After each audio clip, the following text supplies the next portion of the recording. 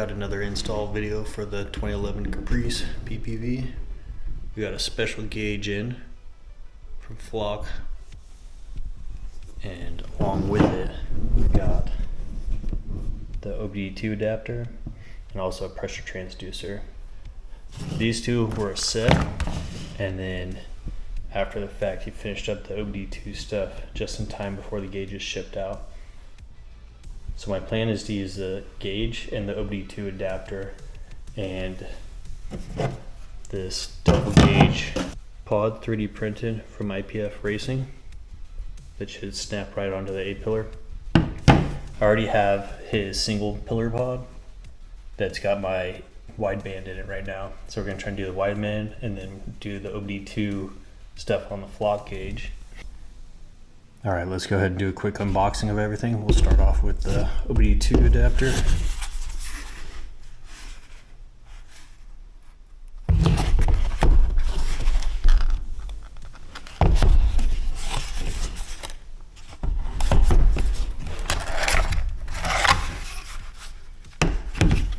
if I can get this out of here. There we go. So this looks like a plug-in adapter deal, male to female, with a integrated on-off switch. I think at the time that I have this right now, the firmware does not turn it off with key off, but he told me go ahead and give this thing its the latest firmware and everything should be good to go. So that's one of the steps that we'll walk through today. I'm thinking I'll put the gauge onto a power supply and we'll just do it right here, get everything up to date, and then we'll go throw it in the car. So here's the little OBD2 dongle, and then you got the wire harness that goes to the gauge. Next up we got the 1/8 inch MPT 0 to 150 psi pressure transducer.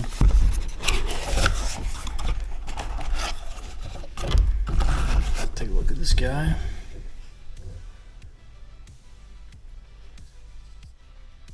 I don't know if it's oil filled or dry ceramic. I'm gonna assume dry ceramic. Should be kind of like your standard 799 series versus the 899 oil filled ones that are a little bit better. They withstand vibration better. So in my other car, that's what I got, is a bunch of oil filled ones. And there's the harness as well. And then you got the gauge side. And then your pressure transducer. Sweet.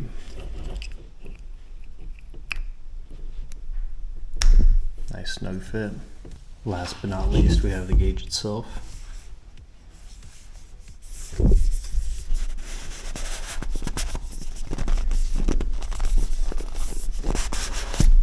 There we go.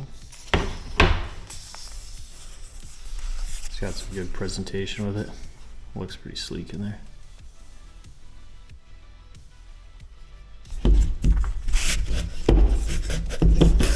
pull out all the foam. So user manual, it's on a QR code, so I'll be scanning that and reading up on it probably before I get it hooked up to the power supply. And the warranty. Hopefully it doesn't say don't plug it into a 12-volt power supply.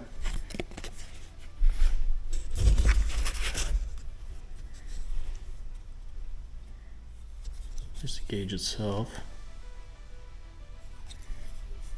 Then you got all your plugins for the breakouts of the various sensors and everything. Sweet.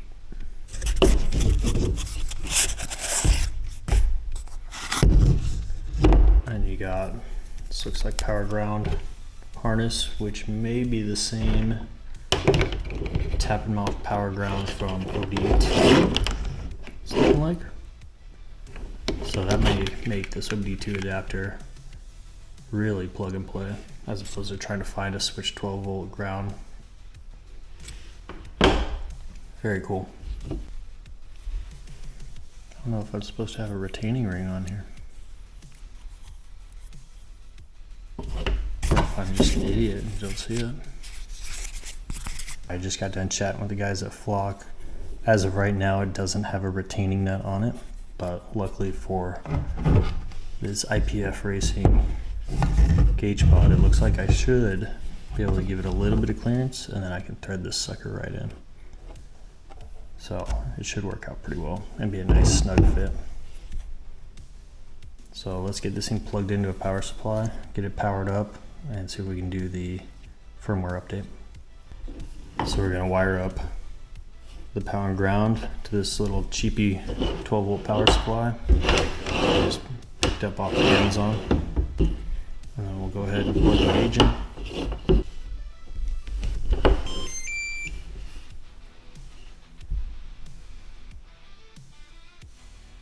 Alright, so I'm gonna go ahead and scan the QR code on the user manual and start working my way through that.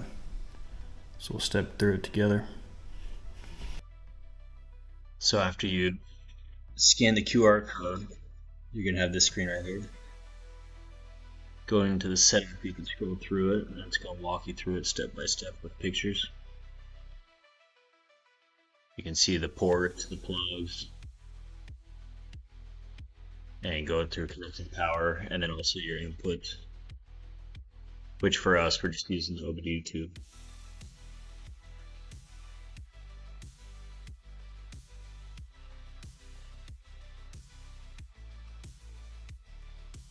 And then it walks you through setting up the Wi-Fi network with it. Now that I've connected via Wi-Fi, I've got a little scan me QR code on the gauge itself. So let's go ahead and scan that, and we'll move on to the next step of the setup.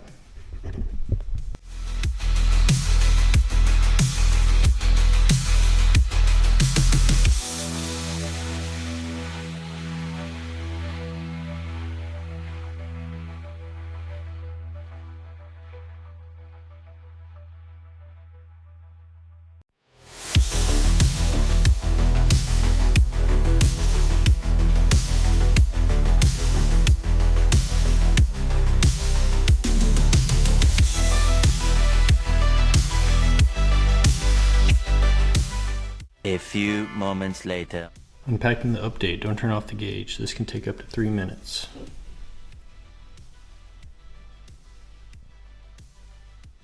So you'll see your screen go white and your heart will skip a beat for a second, thinking you messed something up. But then your gauge will switch over and prompt you with the unpacking. I also haven't taken off the screen protector yet. We'll save that for the end. Alright, now that we've pushed the firmware update, let's power this thing back up and try and go back into settings mode. So we're going to press the button and long hold it.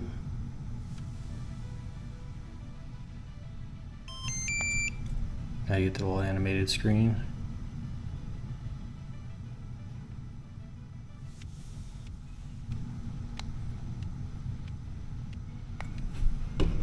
Alright, now we're going to connect back to the Wi-Fi.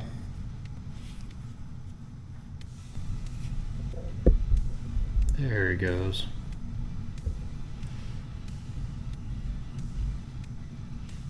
And verify that we're on 1.45. Once firmware is verified, select your port and then select OBD2, and then select what parameter you want to monitor. For us, we'll do cool and temp.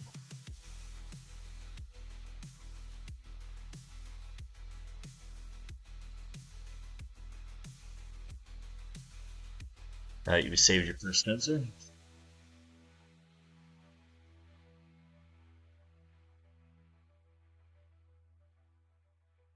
Go through and you can upload custom images if you want. They gotta be 240 by 240. There's the hold line.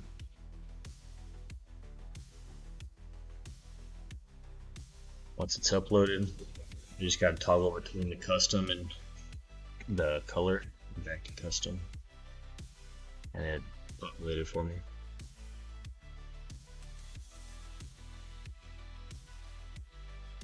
And now we're just going to fix the colors so we can see it a little bit better. Background color doesn't matter with the image. Or go ahead and save it. I literally put this thing down, flipped it, and reversed it. Alright, I'm kind of picking up where I started yesterday. And right now, this is a super tight fit, but I didn't have to do anything on the back to secure it. It's just an interference fit. And then I can be able to put a strap wrench around this and clock it so it's right side up once it's in the car.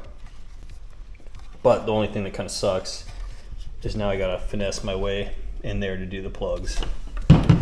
But since I'm doing the OBD2 adapter, I'll get the A-pillar trim pulled off and we'll get to routing this guy so we can get it plugged in through the A-pillar and into here. Now this does have an extension here with the on-off rocker switch. And then we'll see if we can maybe put the multimeter onto the battery and see what the parasitic draw is, key off, and see if it's significant or negligible. All right, let's get to it. So here's the Caprice. It's a 2011 Chevy Caprice PPV. And then I've kind of done most of the Holden stuff to kind of bring back to its Australian roots. But it's a 6-liter. It's got a 6L80, 6-speed auto, rear-wheel drive, and then I did cam, lifters, springs, chromoly push rods, kind of the whole displacement on band delete. And it's an awesome daily driver.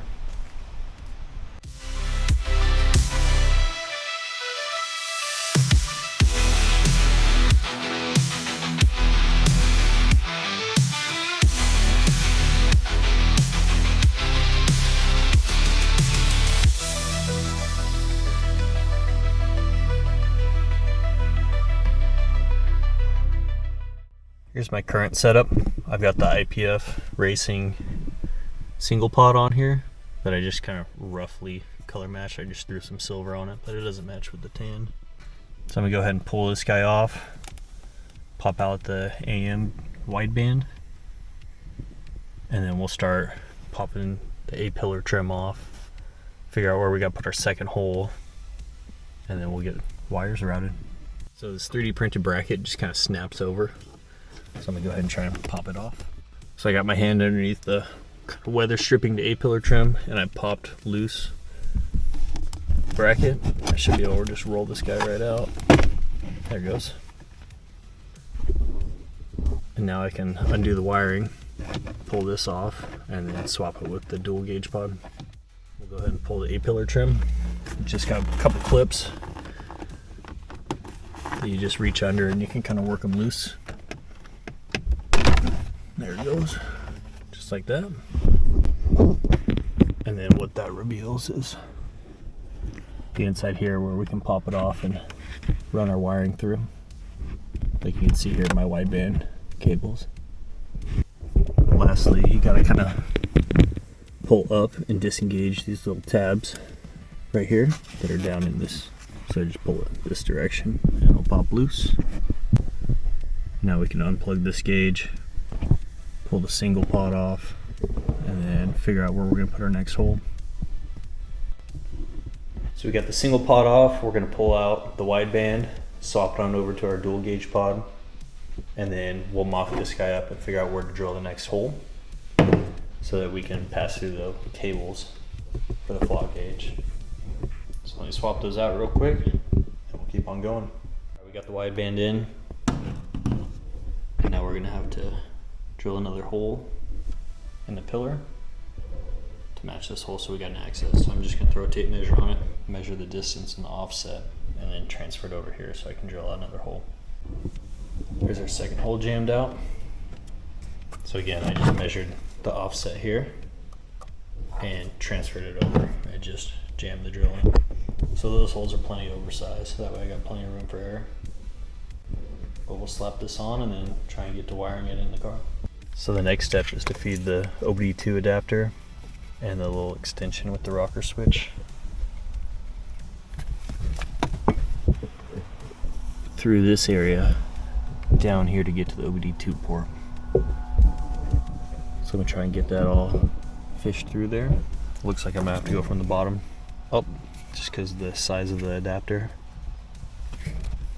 So we got the OBD2 adapter harness pulled through.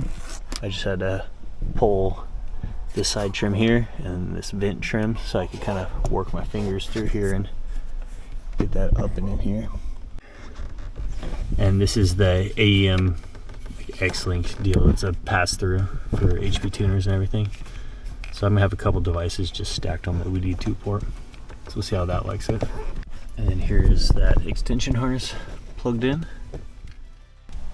Now we got the wiring pulled all the way up, so we got room to work. So we'll go ahead and get the gauges plugged back in, and then we'll dress out the cables down below. Got the trim back on with the cables through. So we'll go ahead and get the gauges plugged in, the IPF Racing dual pillar pod on there. And then we'll tuck up wiring and go to configuring the gauge in the car. So I got the cables plugged in here. And since that OBD2 adapter is pretty large, I had to feed it in this way because I couldn't get that adapter down the A-pillar.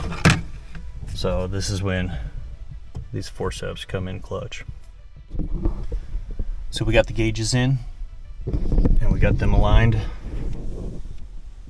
I just used the little photo guy right there, or light sensor, kind of aligned vertical. You can rotate this, so that's pretty sweet. I saw that in the settings. So now we'll turn on the car and go to actually configure the OBD2 parameters for the car. Let's do a key on test.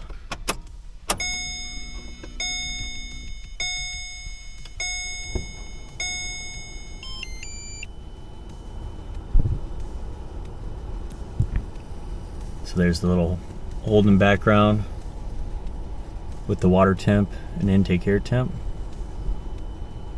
I was just driving the car, so 134 water temp and 107 intake air is pretty accurate. Makes sense. I'm obviously not going to use the Holden Lion as my actual background because it's tough to see the numbers, but I just did it as an example to show the customizability.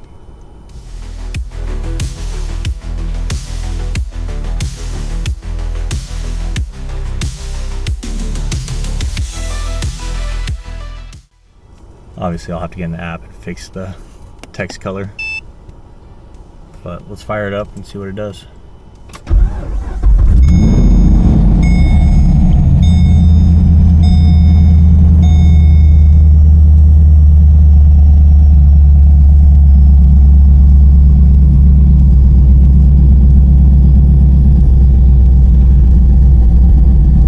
So if we see rise in temp,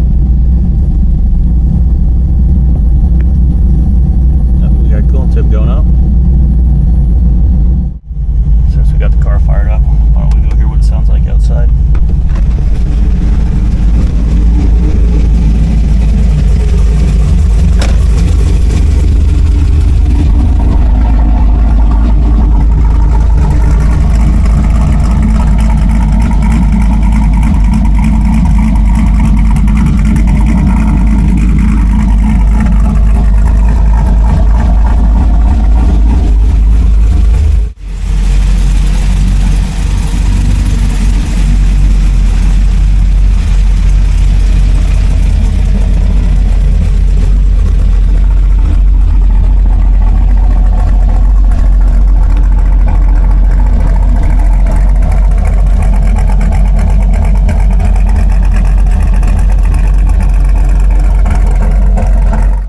Configure this in the car.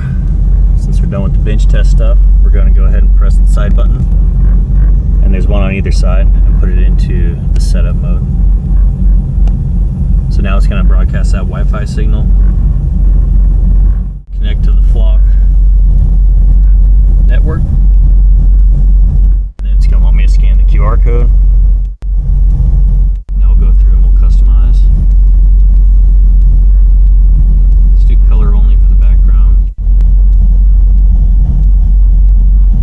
Now we'll change the intake air temp sensor to, let's say, engine speed, just to see if we can see it.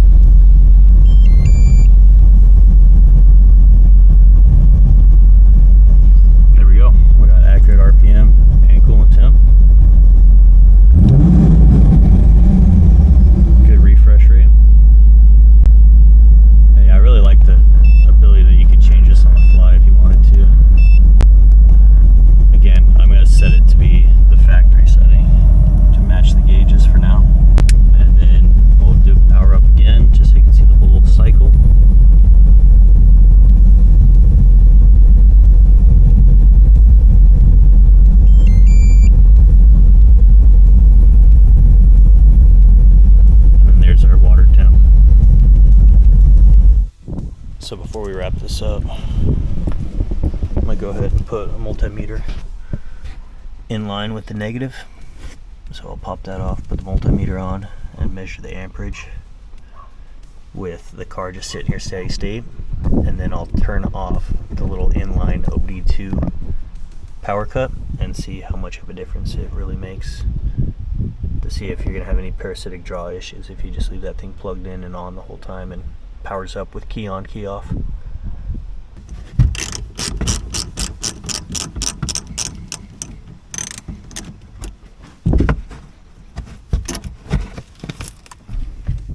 Alright, so now we'll measure the parasitic amperage, or parasitic draw. So go ahead and hook one lead up there. And I got this in amps, and don't forget to reconfigure your leads.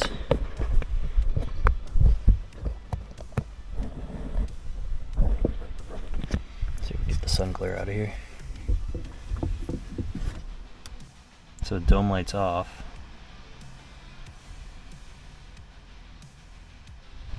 We've got about 70-ish. Now with the switch flipped, there's dome light kickoff.